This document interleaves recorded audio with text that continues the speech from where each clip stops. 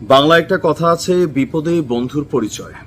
রাশিয়ার বিপদে ইরান যেভাবে পাশে দাঁড়িয়েছে, আমার মনে হয় যে পুতিনের উচিত গোপনে জিনিস দেওয়া বন্ধ করে প্রকাশ্যেই দেওয়া। আর সবচেয়ে বেশি এই মুহূর্তে যেটা জরুরি সেটা হচ্ছে আকাশ প্রতিরক্ষা সিস্টেম। কারণ ইসরায়েল যা বলছে ঠিক তাই কিন্তু ঘটাচ্ছে, তাই করছে। আজকে সকালবেলা ইসরায়েল একটা বক্তব্য দিয়েছিল যে ইরানের রাষ্ট্রীয় টেলিভিশন এবং রেডিও থাকবে না। দেখেন, এই বার্তাটা তারা আগে দিয়েছে, দেওয়ার কয়েক ঘন্টা পর ইরানের যে রাষ্ট্রীয় টেলিভিশন ভবন, সেই ভবনে হামলা চালিয়ে বসছে। যদিও এখন পর্যন্ত ওই রকম ক্ষয়ক্ষতি হয় নাই, সেই টেলিভিশনের সম্প্রচার চালু আছে বা রেডিওর চালু আছে। পাশাপাশি উত্তরাঞ্চলীয় অঞ্চল ডিস্ট্রিক্ট 3 সেইখানে কিন্তু আজকে রাতে আরো বড় ঘটনা ঘটবে।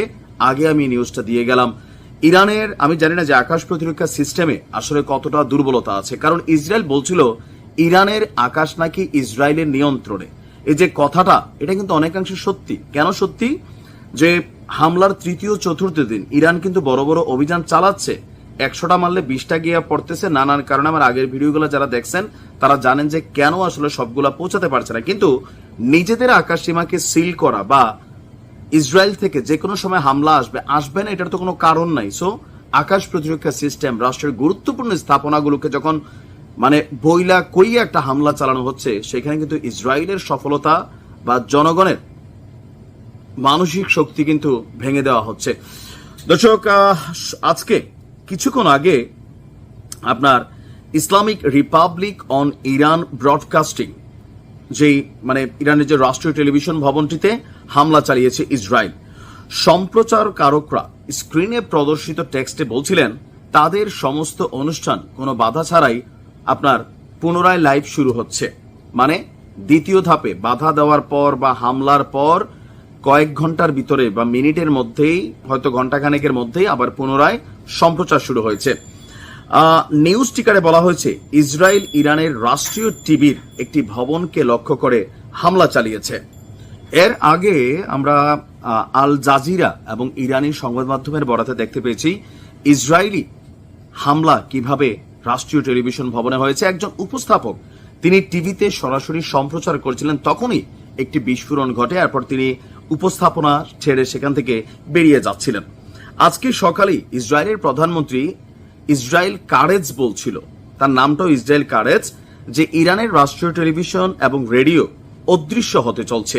তেহরানের যে জেলায় সম্প্রচারকারী প্রতিষ্ঠানটি অবস্থিত, সেখান থেকে সরে যাওয়ারও সতর্কতা জারি করা হয়েছিল। ইসরায়েলের বক্তব্য, ইরানি প্রচারণা উস্কানিমূলক, সুতরাং এই প্রতিষ্ঠানটাকে তারা গুড়িয়ে দেবে।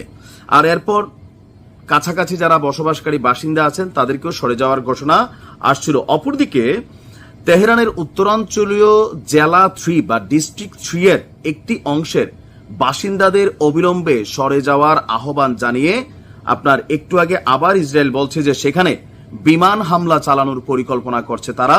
জনগণ যেন নিরাপদ স্থানে চলে যায়, সেখানে যে সামরিক ঘাঁটিগুলো আছে এটার আশেপাশে যেন কেউ অবস্থান না করে।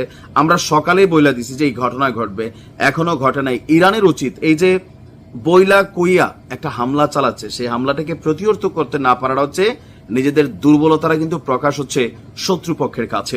এখন আমরা যতদূর ইরানের সামরিক সক্ষমতার দিক থেকে জানি, S-400 অথবা S-300 এই লেভেলের কিছু আকাশ প্রতিরক্ষা সিস্টেম ইরানের কাছে আছে। যদিও রাশিয়ার সাথে একটা বড় চুক্তি আছে, কিন্তু চুক্তি অনুযায়ী এটা 2026-এর জুন নাগাদ ইরান নতুন আকাশ প্রতিরক্ষা সিস্টেমগুলো পাবে।